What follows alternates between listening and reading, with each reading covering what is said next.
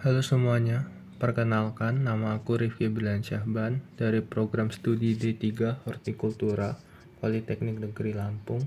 Kali ini aku bakal bahas tentang jenis-jenis karya tulis ilmiah, mulai dari penjelasan, ciri-ciri, sampai strukturnya.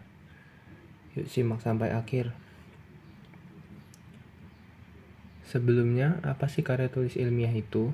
Karya tulis ilmiah adalah tulisan yang sistematis dan berlandaskan kaidah ilmiah. Karya tulis ilmiah bertujuan untuk menyampaikan informasi yang akurat dan terverifikasi secara ilmiah.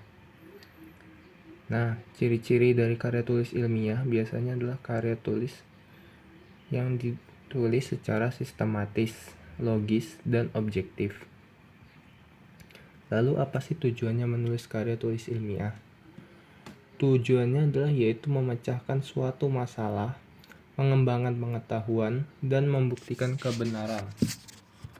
Biasanya isi dari karya tulis ilmiah yaitu berupa data, fakta, dan solusi mengenai suatu masalah. Nah, karya tulis ilmiah ini bisa ditulis oleh perseorangan atau kelompok. Karya tulis ilmiah juga bisa menjadi sarana publikasi bagi peneliti atau suatu lembaga.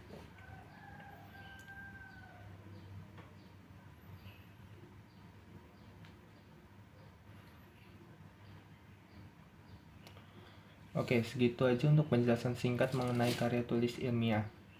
Langsung aja kita bahas mengenai jenis-jenis karya tulis ilmiah yang harus kalian ketahui. Yang pertama ada laporan penelitian. Ini adalah dokumen yang menyajikan hasil dari suatu penelitian. Biasanya dibuat setelah ngelakuin riset di lapangan atau laboratorium. Ciri-cirinya sendiri yaitu objektif, sistematis, dan pakai metode ilmiah. Untuk strukturnya, yaitu mulai dari judul, abstrak, pendahuluan, metode, hasil, pembahasan, kesimpulan, dan sampai daftar pustaka. Lanjut, ada 3 jenis lagi yang biasanya jadi momok mahasiswa, yaitu adalah skripsi, tesis, dan disertasi.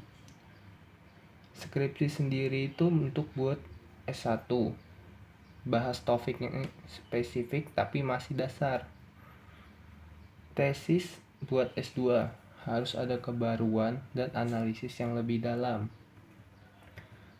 Kemudian ada disertasi buat S3, wajib nemuin hal baru dan punya kontribusi nyata buat ilmu pengetahuan.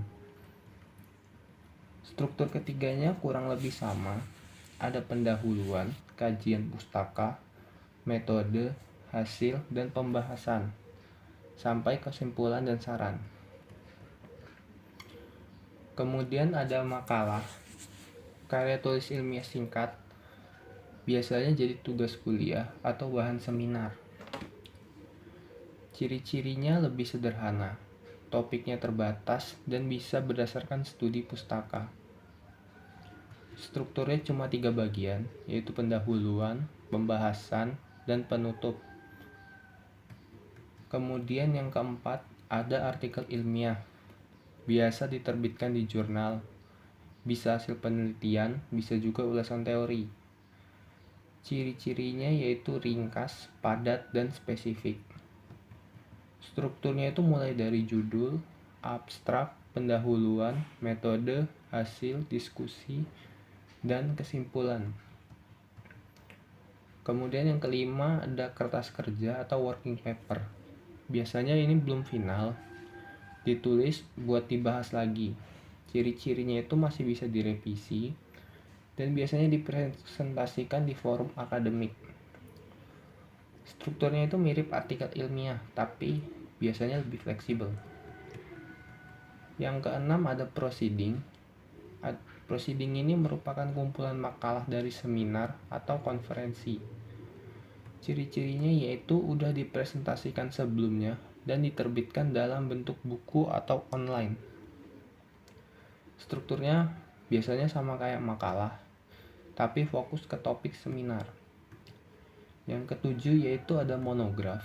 Itu adalah buku ilmiah yang bahas satu topik secara mendalam.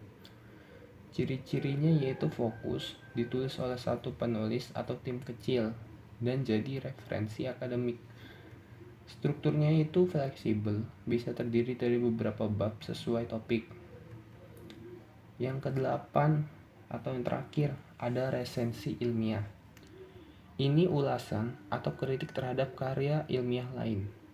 Ciri-cirinya itu objektif, analitis, dan pakai dasar teori. Strukturnya itu ada identitas buku, ringkasan isi, analisis, dan kesimpulan. Nah, itu tadi pembahasan mengenai jenis-jenis karya tulis ilmiah. Semoga kalian jadi makin paham dan bisa bedain satu sama lain. Jangan lupa like, comment, share, dan kalau video ini bermanfaat. Thanks sudah nonton. Sampai bertemu lagi.